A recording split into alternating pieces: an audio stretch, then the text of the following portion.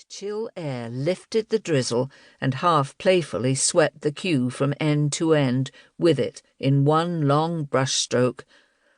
That discouraged no one. Even the weather could not take itself seriously tonight. It had merely sufficient tang to provide a suitable aperitif to the fare in front of them. The queue twiddled its toes, and Cockney-wise made the most of whatever entertainment provided itself in the dark canyon of the lane.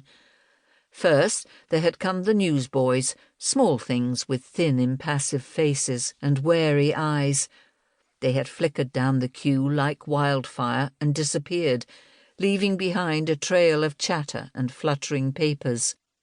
Then a man with legs shorter than his body laid a ragged strip of carpet on the damp pavement and proceeded to tie himself into knots until he looked as a spider does when it is taken unawares, his mournful toad's eyes gleaming now and then from totally unexpected places in the writhing mass, so that even the most indifferent spectator felt his spine trickle. He was succeeded by a man who played popular airs on the fiddle, happily oblivious of the fact that his E-string was half a tone flat. Then, simultaneously, came a singer of sentimental ballads and a syncopated orchestra of three. After they had scowled at each other for a moment or two, the soloist tried to rush things on the possession being 9 points principle by breaking into a wailing "Because you came to me," but the leader of the orchestra, handing his guitar to a lieutenant, proceeded to interview the tenor with his elbows out and his hands lifted. The tenor tried to ignore him by looking over his head, but found it difficult because the musician was half a head taller than himself and appeared to be ubiquitous.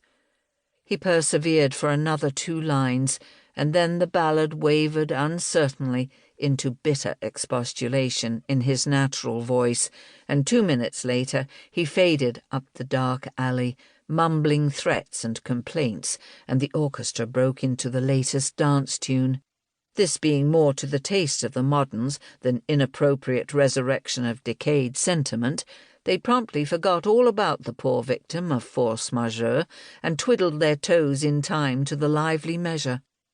After the orchestra, and severally, came a conjurer, an evangelist, and a man who allowed himself to be tied up in a rope with imposing-looking knots, and, as imposingly, worked himself free.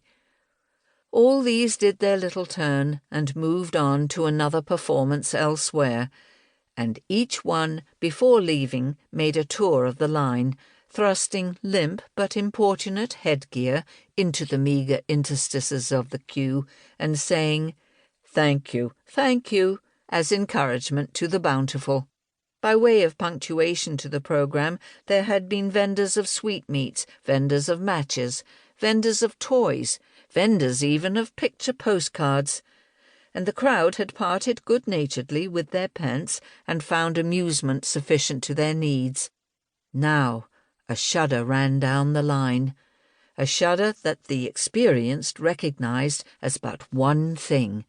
Stools were given up or folded into handbags, food disappeared, purses appeared. The doors were open. The lovely, exciting gamble had begun.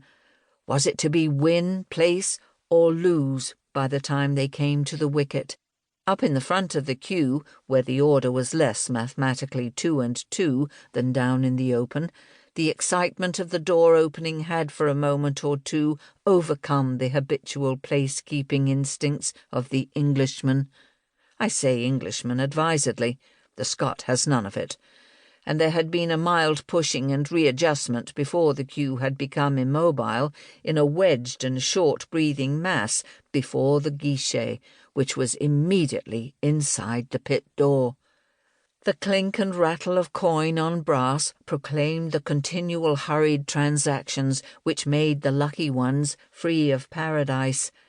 The very sound of it made those behind strain forward unconsciously until the crowd in front protested as audibly as their crushed lungs permitted, and a policeman went down the queue to remonstrate. Now then, stand back a bit. There's plenty of time. You won't get in."